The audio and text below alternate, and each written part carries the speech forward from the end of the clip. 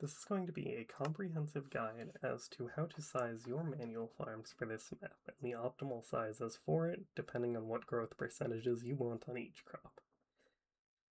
This is going to go along with a document that has more info, and this is basically just to serve as proof that the tests have been done.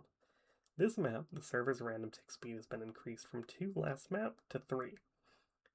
This will generally really only apply to manual, since autocrops seem to have a slowed down formula from their baseline so that you're supposed to pay for company upgrades, but this does not apply to manual crops, so this information is going to go through each manual crop here. This is the exact base that I used within last map, and effectively I'm going to use it as a sample guide as to how to size your bases.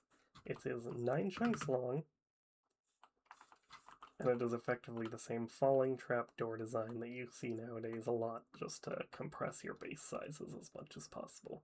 Unfortunately, I will say trapdoors are probably still the best option for general compression, because unfortunately you still do need a full trapdoor growth to get reasonable regrowths, at least on the main wheat, carrot, potatoes, beetroot, maybe not netherwort, but the others. So this can be used as inspiration if anyone's looking for a design. These flat soul speed sweetberry designs, they usually have cutouts here. I just never bothered to put the cutouts in when I did the schematic for the base before we built it. And so what I'm going to do here is I'm going to go to my test farm, and I am going to effectively run a command that is going to simulate the growth of 100,000 crops. And as we simulate the growth of 100,000 crops, we are going to count the amount of time that elapsed before 50,000 crops grew, 75,000 crops grew, etc. So we're going to start with wheat, as it is the best crop. You'll see it noted, I think something about 44. Okay, no, it didn't here. There's a little bit of an empty corner here because I needed 100,000 crops exactly. You'll see some stuff on these edges isn't growing. That's just a simulation error. If I move close to it, it is growing. But it's calculating correctly in the background. It's simply the fact that it's a visual bug.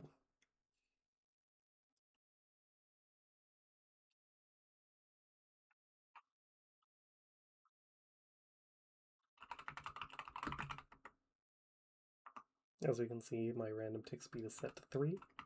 I'm going to now run this display percentages command to display it in hour, minute, second format. And this is the amount of time it took for X percentage of crops to get to it, for wheat specifically. I'm going to now run this on every single manual crop other than Chorus. Unfortunately, Chorus doesn't really work well with this system. I can give you a simulation of Chorus over time, but I don't have any exact amounts for you because of the so much variety of the flour. But we're going to run it for potatoes. The thing about potatoes and carrots is they have run on the exact same growth formula at wheat, so we should see essentially very similar values, well, at least through 50 through 99. These last two, there's so little crops left that you're going to get a ton of variety in the time just because there's so little crops to actually even out the randomness.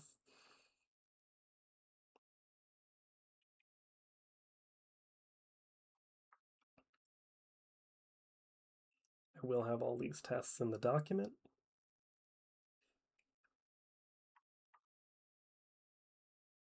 And we got a very long time for potatoes there for the final few. But as you see in the intermediate times, they're very similar. They're hardly any difference apart. I could use more crops, such as 1,000,000, to get even less RNG variation, but we don't need it down that specific for a server like this, and also it would take longer to run these simulations by far. I felt like 100,000 was a good value in between.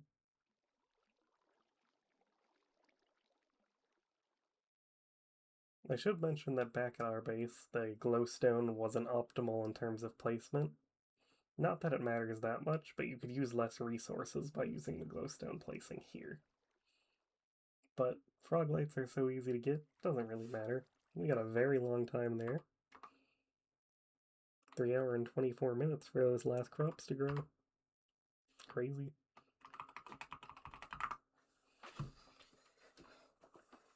We're going to run the command on beetroots. I suppose it's important to mention that the crops at the very edges will grow slower than the crops in the middle, but this is designed with a 4 wide row like you'd have in real scenarios, so the amount should stay the same. If you wanted to do some weird like crop alternation technology, crops do grow faster when they're not next to each other, but that makes it difficult to break, that leads to chunk hopper issues. I just really wouldn't recommend it.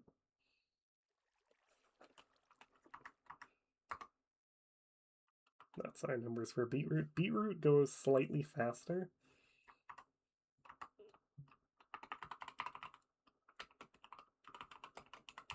Than wheat, carrots, and potatoes do. It operates on a 4 growth stage formula, so there's that, and then it has a chance to just not grow. So it's a very odd formula, but it ends up being slightly faster than wheat, carrots, and potatoes. However, when it comes to company upgrades, beetroot's company upgrade will be much worse than the wheat, carrot, potatoes company upgrade. I don't find company upgrades on manuals to be worth it in general, but if you are considering it, do note that beetroot's company upgrade is going to be significantly worse than the wheat, carrot, and potatoes company upgrade. We're going to test sweetberry bushes next. Sweetberries grow incredibly fast. And you've also got to remember when they're in the second to last growth stage, you can still right click them for 1 berry, you'll just get less berries. So you don't need them entirely grown to the last stage, but I didn't bother to work that into this calculation. That's our numbers for sweetberry bushes. We're going to test netherwort next. Netherwort grows slightly faster than beetroot on average. It also operates on a 4 growth stage formula, similar thing. Don't use company upgrades on it, unless you're just trying to waste money.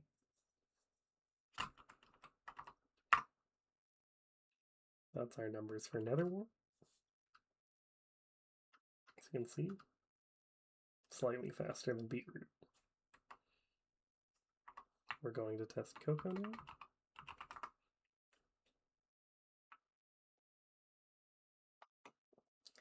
Cocoa, interestingly, appears to be like the laggiest manual crop, well, presumably other than Chorus, in terms of the amount of simulation time it takes up, so you'll see these seconds elapsed counters going up much slower on cocoa, although it will speed up as the cocoa gets to full growth.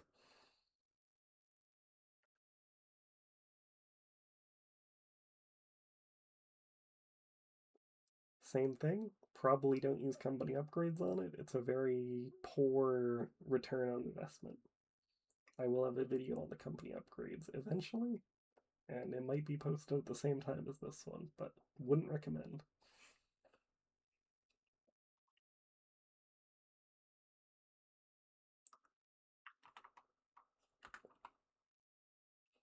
Just to note, I suppose.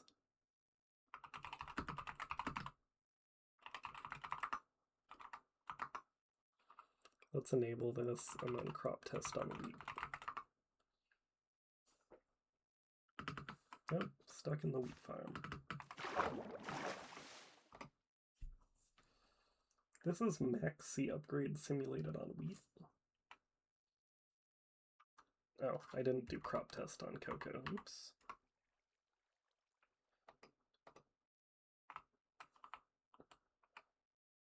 I never displayed the percentages as an output, so I'm gonna have to go through this again really quick. Oh no, my C upgrades are on though.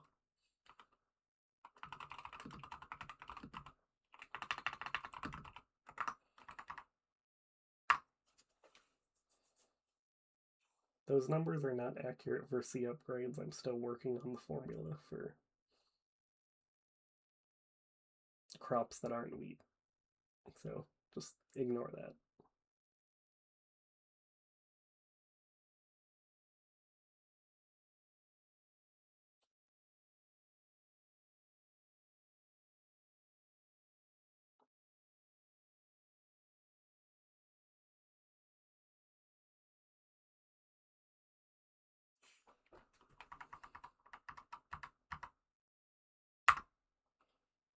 those are the amounts we got for our cocoa bean crop stats.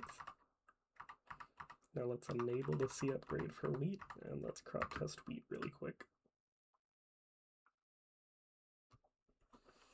This is accurate to a full C upgrade. It was easier to simulate this, given the fact that it's simply just doubling the growth stage each time, rather than a percentage-based system.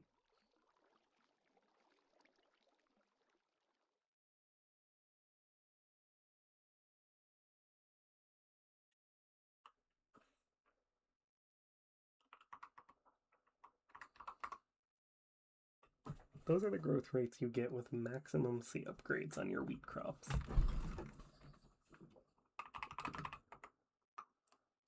For Chorus, I can't really run any custom command to help you that I'm willing to actually create for this, so all I can really do for you is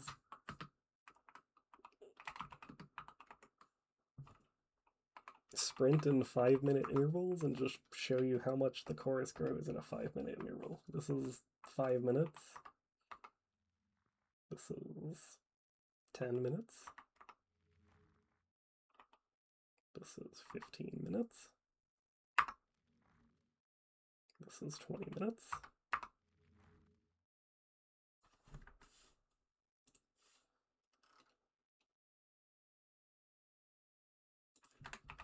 I was sprinting in ticks and not in seconds, wasn't I? Yes, I was. Okay. Ignore that completely. That is my bad.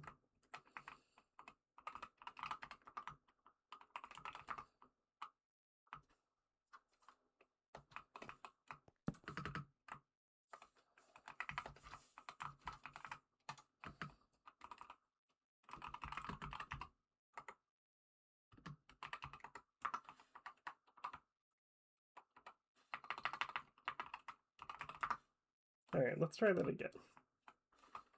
And completely ignore those previous results. Add 300 seconds of tick sprinting. This is 5 minutes of chorus. This is 10 minutes of chorus. This is 15 minutes of chorus. This is 20 minutes of chorus. This is 25 minutes of chorus. This is 30 minutes of chorus. This is 35 minutes of chorus. This is 40 minutes of chorus. I do not see a flower remaining, so it seems like we hit the complete chorus. Nope, there's one flower over here. Flower wants to keep growing. But it seems like we hit an average around 35 to 40 minutes, but you're not generally infinite farming chorus unless you're using some geogen petal design, so at that point pretty much just build it bedrock to sky 4 chunks thick. That's kind of the goal with those designs, so that's effectively all I have to say in terms of this video. So there we go.